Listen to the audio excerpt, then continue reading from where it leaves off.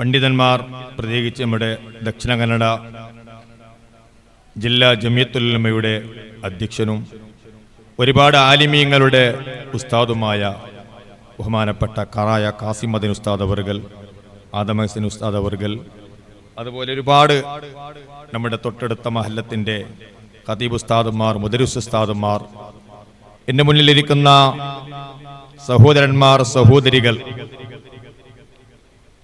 ഒരു ദീർഘമായ പ്രസംഗം നടത്താൻ വേണ്ടിയല്ല ഞാനിവിടെ എണിച്ചിട്ടുള്ളത്.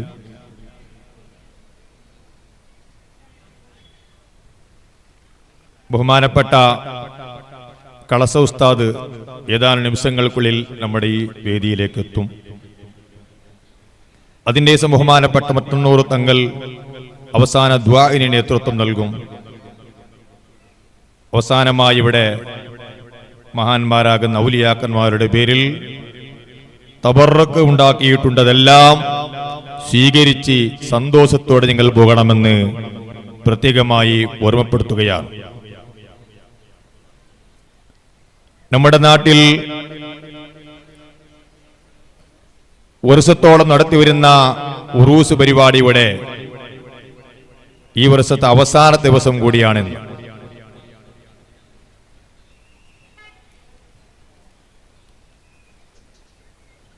മഹാന്മാരെ സ്മരിക്കുന്ന ഈ വേദി, പരിശുദ്ധമായ റജബ് മാസം,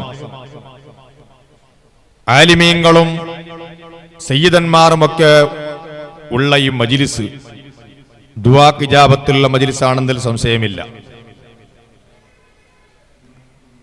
ഇവിടെ അമറപ്പെട്ട് കിടക്കുന്ന ഔലിയാക്കന്മാർ ഒരുപാട് ആലിമീങ്ങളെ കൊണ്ട് ബഹുമാനം കൽപ്പിച്ചവരാണ്. ബഹുമാനപ്പെട്ട താജുൽ ഉലമ ഉസ്താദ് അംഗീകരിച്ചതാണ്. ബഹുമാനപ്പെട്ട താജുൽ ഉലമ ഒക്കെ കിട്ടുന്നൊന്നും അംഗീകരിക്കുന്ന ആളല്ലല്ലോ. അവിടുന്ന് മനസ്സിലാക്കി സിയാറത്ത് ചെയ്യാൻ വേണ്ടി സമ്മതം തന്നതാണല്ലോ. അങ്ങനെയുള്ള മഹാന്മാരുടെ ഒരു ഉറൂസാണ് നടക്കുന്നത്. ഈ മാസത്തിൽ ഒരുപാട് മഹാന്മാർ നമ്മിൽ നിന്ന് മരണപ്പെട്ടു പോയിട്ടുണ്ട്, വഫാത്തായി പോയിട്ടുണ്ട്. ബഹുമാനപ്പെട്ട ഖാജ തങ്ങളുടെ ധാരാളം മഹത്വങ്ങൾ കേട്ടവരാണ്. അവിടുത്തെ ഉറൂസും എല്ലാം നാം അറിഞ്ഞവരാണ്. അതുപോലെ ഈ മാസത്തിൽ വഫാത്തായ മറ്റൊരു നേതാവാണ് ബഹുമാനപ്പെട്ട നമ്മുടെ മദ്ഹബിന്റെ ഇമാമായ ഇമാമുന ശാഫി റളിയല്ലാഹു തആല അൻഹു. അവരൊക്കെയാണ് വലിയ ഔലിയാക്കന്മാർ. നമ്മുടെ മദ്ഹബിന്റെ ഇമാമുന ശാഫി തങ്ങളെ പഠിക്കൽ നമുക്ക് എല്ലാവർക്കും അനിവാര്യമാണ്. വലിയ ആലിമും ഖുറൈശിയും പണ്ഡിതനുമായ വലിയ ആലിമു മദ്ഹബിന്റെ ഇമാം നബി സല്ലല്ലാഹു അലൈഹി വസല്ലമയുടെ ഉമിനീർ അവിടുത്തെ വായിലും ചുണ്ടിലും അവിടുത്തെ നാവിലുമൊക്കെ ചേർത്തതാണ് സംഭവം. ഇമാം ശാഫി റളിയല്ലാഹു തആല അൻഹു പറയാൻ, എനിക്ക് പ്രായമെത്തുന്നതിന് മുമ്പ് നബി സല്ലല്ലാഹു അലൈഹി വസല്ലമ തങ്ങളെ എനിക്ക് സ്വപ്നത്തിൽ കാണാൻ കഴിഞ്ഞു. നബി സല്ലല്ലാഹു അലൈഹി വസല്ലമ തങ്ങൾ എന്നെ വിളിച്ചു, യാ ഗുലാം, ഓ കുട്ടിയേ എന്നെ വിളിച്ചപ്പോൾ ലബ്ബൈക യാ റസൂലല്ലാഹ്. നമ്മുടെ മദ്ഹബിന്റെ ഇമാമായ ഇമാമുന ശാഫി തങ്ങൾ പറയാൻ, ലബ്ബൈക യാ റസൂലല്ലാഹ്. തങ്ങൾക്ക് ഉത്തരം ചെയ്യുകയാണ്. നബി സല്ലല്ലാഹു അലൈഹി വസല്ലമ തങ്ങൾ ഇമാമുന ശാഫി തങ്ങളോട് ചോദിക്കുകയാണ്, മിമ്മൻ അന്ത, നീ ആരിൽപ്പെട്ടവനാണ് മോനെ? നീ ആരിൽപ്പെട്ടവനാണ് മോനെ? ഇമാം ശാഫി തങ്ങളോട് നബി സല്ലല്ലാഹു അലൈഹി വസല്ലമ തങ്ങൾ സ്വപ്നത്തിൽ ചോദിക്കുന്നു. അവിടുന്ന് നബി ഇമാം ശാഫി തങ്ങൾ പറയാണ്, മിൻ റഹ്തിക യാ റസൂലല്ലാഹ്, അങ്ങയുടെ കൂട്ടത്തിൽപ്പെട്ടവനാണ് നബിയേ. ഞാൻ അങ്ങയുടെ കൂട്ടത്തിൽപ്പെട്ടവനാണ് നബിയെ എന്ന് ഇമാം ഷാഫി തങ്ങൾ മറുപടി പറയുന്നു. ആ സമയത്ത് നബി സല്ലല്ലാഹു അലൈഹി വസല്ലമ തങ്ങൾ സ്വപ്നത്തിൽ പറയാണ്, ഉദുനു മിന്നീ, എന്റെ അടുത്ത് വരൂ മോനെ, എന്റെ അടുത്ത് വരൂ. ഇമാം ഷാഫി തങ്ങൾ അടുത്ത് വിളിക്കുന്നു. എന്നിട്ട് അവിടത്തെ നാവിന്റെ ശറഫാകപ്പെട്ട ഉപനീറെടുത്ത് എന്റെ ചുണ്ടിലും എന്റെ വായിലും എന്റെ നാവിലും അങ്ങ് പുരട്ടി തരുന്നു. എന്നിട്ട് പറയുന്നു, യിംലി ബാറക്കല്ലാഹു ഫീകാ, പോയിക്കോ മോനെ, നിനക്കല്ലാഹു ബറക്കത്ത് നൽകട്ടെ. ഇമാം ഷാഫി തങ്ങൾ പറയാണ്, അതിന്റെ ശേഷം എനിക്കൊരു ഹദീസ് പറയുന്നതിലോ അല്ലെങ്കിൽ എനിക്ക് പ്രസംഗത്തിലോ അല്ലെങ്കിൽ എൻ്റെ ഏത് കണ്ടുപിടുത്തത്തിലോ എനിക്കൊരു പ്രയാസമുണ്ടായിട്ടില്ല. ആ തങ്ങളുടെ ശറഫാകപ്പെട്ട ഉമിനീർ എൻ്റെ നാവിലും എൻ്റെ ചുണ്ടിലും എൻ്റെ വായിലുമൊക്കെ വീണതിൻ്റെ ശേഷം എനിക്കൊരു വിഷമവും പ്രയാസവും ഉണ്ടായിട്ടില്ല. മനാഖിബ് ഷാഫി എന്ന ഗ്രന്ഥത്തിലെ വിഷയങ്ങൾ വിശദീകരിക്കുകയാണ്. എൻ്റെ പ്രിയപ്പെട്ട മുഅ്മിനീങ്ങളെ, ഇമാം ഷാഫി തങ്ങൾ നമ്മുടെ മദ്ഹബിന്റെ ഇമാമാണല്ലോ. അവരുടെ ചരിത്രം നാമൊക്കെ പഠിക്കേണ്ടതുണ്ട്. ഇമാം ഷാഫി തങ്ങൾ അവിടെ 7 വയസ്സിൽ ഖുർആൻ ഹിഫ്ളാക്കുകയാണ്. നമ്മുടെ മക്കളെ മദ്രസയിൽ ചേർക്കുമ്പോൾ തന്നെ 7 വയസ്സ് 6 വയസ്സ്, അവർക്കങ്ങ് 15 വയസ്സാകുമ്പോഴും ഖുർആൻ നോക്കി ഓതാൻ അറിയുന്നില്ല. എന്നാൽ ഇമാം ഷാഫി തങ്ങളതാ 7 വയസ്സാകുമ്പോഴേക്കും ഖുർആൻ ഹിഫ്ളാക്കി പോയി. അഫിൽതുൽ ഖുർആന വ അനബുൻ 70 സിനീൻ വഅഫിൽതുൽ മുഅത്ത വ അന ഇബ്നു 10 സിനീൻ. 7 വയസ്സായപ്പോഴേക്കും ഞാൻ ഖുർആൻ മനപ്പാഠമാക്കി. 10 വയസ്സായപ്പോഴേക്കും ഇമാം മാലിക് തങ്ങളുടെ മുഅത്ത ഞാൻ മനപ്പാഠമാക്കി.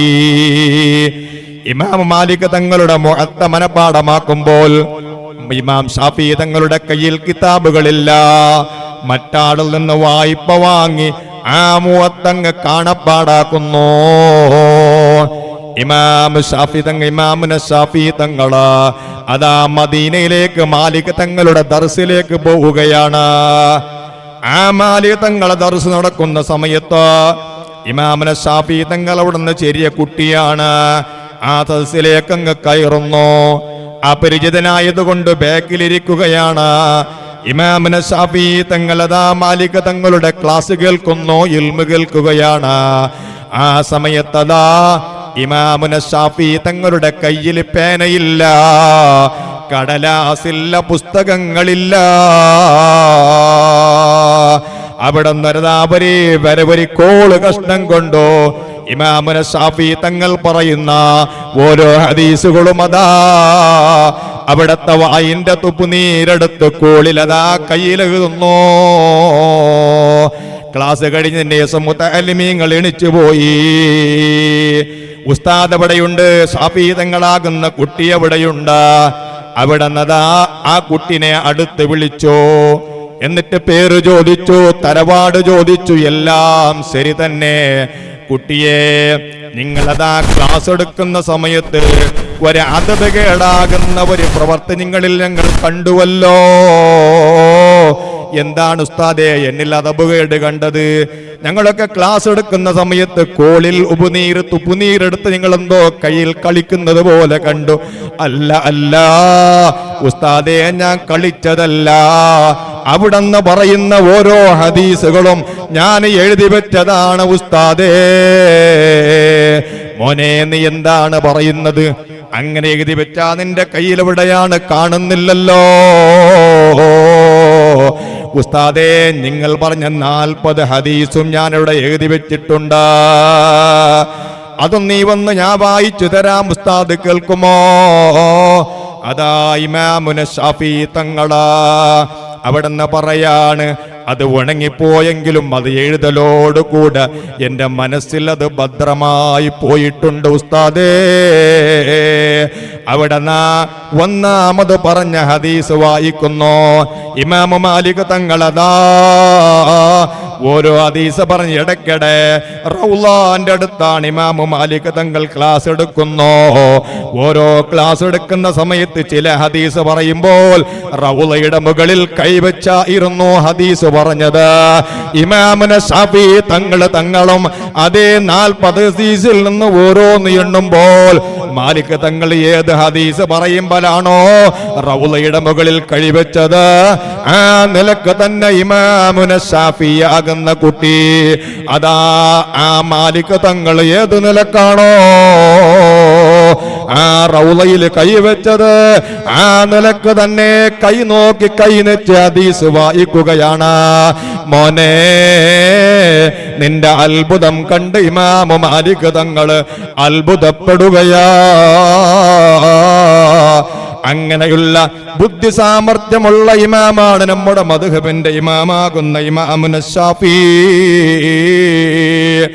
ആ ഇമാമുന ശാഫി തങ്ങള് അവിടുന്ന് ഒരുപാട് പരീക്ഷണങ്ങൾക്ക് വിധേയമായിട്ടുണ്ട്, ഒരുപാട് പരീക്ഷണങ്ങൾ വന്നിട്ടുണ്ട്. അതാ അബ്ബാസികൾ ഭരണം നടത്തുന്ന കാലത്ത് അവിടുന്ന് ഒരു അലി റളിയല്ലാഹുവിന്റെ കുടുംബത്തിൽപ്പെട്ട അതാ അലവിയാക്കളും അവിടെ അതാ അബ്ബാസികൾക്കെതിരായി ചിലത് രംഗത്ത് വന്നോ. ഇമാമുന ശാഫി എല്ലാ വിഷയത്തിലും മേലെയാണ്. ഏത് വിഷയമെടുത്തു നോക്കിയാലും ഇമാമുന ശാഫി വലിയ ബുദ്ധിശാലിയാണ്, വലിയ ഇൽമുള്ള ആളാണ്, വലിയ ഓർമ്മശക്തിയുള്ള ആളാണ്. ആ നാട്ടിലുള്ള ആലിമീങ്ങൾക്ക് അസൂയ തോന്നിപ്പോയി. ആ നാട്ടിലുള്ള ആളുകൾക്ക് ഇമാം ശാഫി തങ്ങളോട് വലിയ അസൂയയാണ്. അങ്ങനെ അബ്ബാസികൾക്കെതിരെ അലവികൾ അതാ അവിടുന്ന് പ്രതിഭടന നടത്തുമ്പോൾ അവരുടെ ഭരണം എടുത്ത് അതാ ഇവിടെ അലബിയാക്കളുടെ ഭരണം വേണമെന്ന് അവരങ്ങ് പ്രതിഭടന നടത്തുമ്പോൾ അവിടുന്ന് അബ്ബാസികൾക്കെതിരെയുള്ള ആളുകളതാ ഇമാമിന ശാഫി തങ്ങളോട് അസൂയ വെച്ച് പറയാണ്. ആ അലവികളെ കൂട്ടത്തില് ഇമാമുന ശാഫി അവരെ കൂട്ടത്തിൽ ഒരാളുണ്ട്, മുഹമ്മദ് ബിൻ ഇദ്രീസ് ശാഫി എന്ന് പറയുന്ന ഒരു വ്യക്തി അവരുടെ കൂട്ടത്തിലുണ്ട്. അവിടുത്തെ അബ്ബാസികളുടെ അവിടുത്തെ തലസ്ഥാനത്ത് ഭരണം നടത്തുന്ന ഭരണാധികാരി, അവിടുത്തെ ഗവർണർ, അവിടുത്തെ രാജാവാകുന്ന ഹാറൂൻ റഷീദിന് ഒരു കത്തെഴുതുകയാ. ഇമാമുന ശാഫി തങ്ങൾക്കെതിരായി ഒരു കത്തെഴുതുകയാണ്. ആ ഭരണാധികാരി ഖലീഫയാകുന്ന ഹാറൂൻ റഷീദിന് എഴുതിയ കത്തിൽ അദ്ദേഹം പറയാണ്, ഇന്നമഅഹും റജുലൻ യുഖാലു മുഹമ്മദ് ബിൻ ഇദ്രീസ് ശാഫിഈ യഅമലു ലിസാനഹു മാ ലാ യഖ്ദിറുൽ മുഖാതിലു ബിസൈഫിഹി ഫഇൻ അറദ്ത അൻ തബ്ഖൽ ഇജാസ അലൈക ഫഹ്മിലുഹും ഇലൈഹി. അവിടുത്തെ ഖലീഫയാകുന്ന ഹാറൂൻ റഷീദിൻ രാജാവിനെ അവിടുത്തെ ഭരണാധികാരി എഴുതുന്ന കത്താണ്. ആ അബ്ബാസികൾക്കെതിരെ പോരാടുന്ന കൂട്ടത്തില് ഇന്നമഅഹും അവരെ കൂട്ടത്തിൽ ഒരു വ്യക്തിയുണ്ട്. ആ വ്യക്തിയുടെ പേരാണ് മുഹമ്മദ് ബിൻ ഇദ്രീസ് ശാഫി. അസൂയ കൊണ്ട് എഴുതിയതാണ്. ആ ഇദ്രീസ് ശാഫി എന്ന പേരിൽ അറിയപ്പെടുന്ന ഒരു വ്യക്തിയും ആ കൂട്ടത്തിലുണ്ട്. അവിടെന്നതാ പറഞ്ഞപ്പോൾ അദ്ദേഹം പിന്നെയും പറയുന്നു, യഅമലുൽ ബിലിസാനിഹി മാ ലാ യഖ്ദിറുൽ മുഖാതിലു ബിസൈഫിഹി. വാളുകൊണ്ട് നേടിയെടുക്കാൻ കഴിയാത്ത, വാളുകൊണ്ട് യുദ്ധം ചെയ്ത് നേരിടാൻ കഴിയാത്ത സംഗതി അദ്ദേഹത്തിന്റെ നാവ് കൊണ്ട് അദ്ദേഹം സാധിച്ചെടുക്കുന്നു.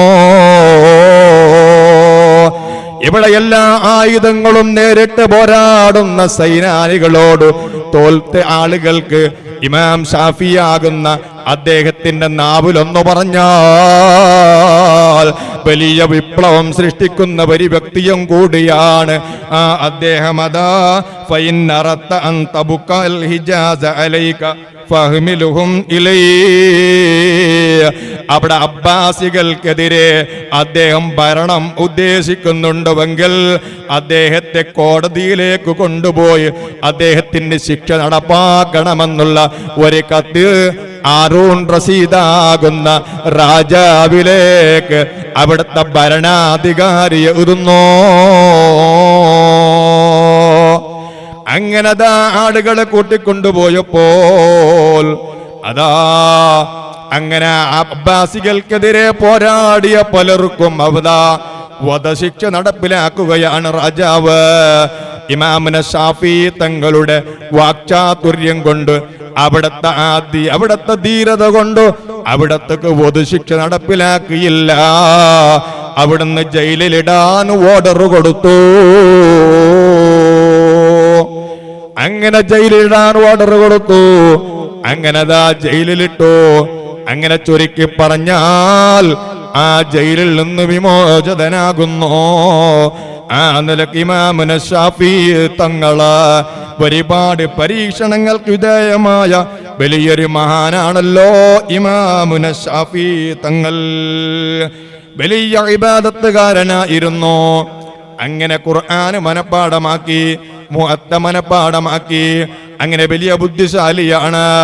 അങ്ങനെ വലിയ പരീക്ഷണങ്ങൾക്ക് വിധേയമായ മഹാൻ ഇമാമുന ഷാഫി. അതാ ഇബാദത്തിലാണെങ്കിലോ ഒരു രാത്രിയെ 3 ഭാഗിക്കുന്നു. അതിൽ ഒന്നതാ നിസ്കരിക്കാൻ സമയം കണ്ടെത്തുന്നു, മറ്റൊരു സമയം അതാ എഴുതാനൊക്കെ സമയം കണ്ടെത്തുന്നു, മറ്റൊരു സമയം അതാ അല്പം ഉറങ്ങാനും സമയം കണ്ടെത്തുന്നു. ആ നിലക്ക് വലിയ ഇബാദത്തെടുത്ത മഹാനാണല്ലോ ഇമാമുന ഷാഫി തങ്ങള്. ആ നിലക്ക് വലിയ ഇബാദത്തെടുത്ത മഹാൻ പറയാ ഉബ്സ്വാലിഹീന വലസ്തു മിൻഹും ലഅല്ലി അൻ അനാല ബിയും ശഫാഅ. ഇമാമുന ഷാഫി തങ്ങൾ പറയാണ് ഇബാദത്തെടുത്ത മഹാനാണ്, വലിയ പരീക്ഷണങ്ങൾ നേരിട്ട മഹാനാണ്. ആ മഹാൻ പറയുന്നു, ഞാൻ സ്വാലിഹീങ്ങളെ ഇഷ്ടപ്പെടുന്നു. ഞാൻ സ്വാലിഹി അല്ലെങ്കിലും, ഞാൻ നല്ല ആളല്ലെങ്കിലും നല്ല ആളെ ഞാൻ ഇഷ്ടപ്പെടുന്നു. അതവിടെ വിനയത്തിന്റെ ഭാഷയിലങ്ങ പറയാണ്. എന്നിട്ടില്ല അല്ലി അൻ അനലബിയും സഫാ. അവരുടെ കാരണം കൊണ്ട് എനിക്ക് സഫാത്ത് കിട്ടുമെന്ന് ആഗ്രഹിച്ച മഹാനല്ലേ ഇമാമുന ഷാഫി തങ്ങള്. ആ ഇമാമുന ഷാഫി തങ്ങളതാ മരണം അതാ രോഗിയായപ്പോൾ പല രോഗശയ്യയിലും നഫീസത്തുൽ മിസ്രിയ റളിയല്ലാഹു അൻഹയുടെ അടുക്കലേക്ക് അതാ ആളെക്കാരുണ്ട്, ശിഷ്യന്മാരെക്കാളുണ്ട്. എന്റെ രോഗശമനത്തിന് വേണ്ടെന്ന് ദുആ ചെയ്യണേ. നഫീസത്തുൽ മിസ്രിയ പലപ്പോഴും ദുആ ചെയ്യാറുണ്ട്.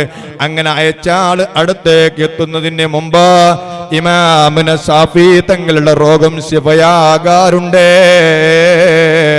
അങ്ങനെ അവസാനമായി രോഗമായപ്പോൾ അവിടെ നഫീസത്തുൽ മിസ്രിയ റളിയല്ലാഹു അൻഹാ അവരുടെ അടുക്കലേക്ക് അയച്ചപ്പോൾ ആ സമയം ഇമാമുന ഷാഫി തങ്ങൾക്ക് നഫീസത്തുൽ മിസ്രിയ റളിയല്ലാഹു അൻഹാ ദുആ ചെയ്യുന്നത് മുമ്പ് ദുആ ചെയ്തതുപോലെ രോഗശമനത്തിന് വേണ്ടിയല്ല,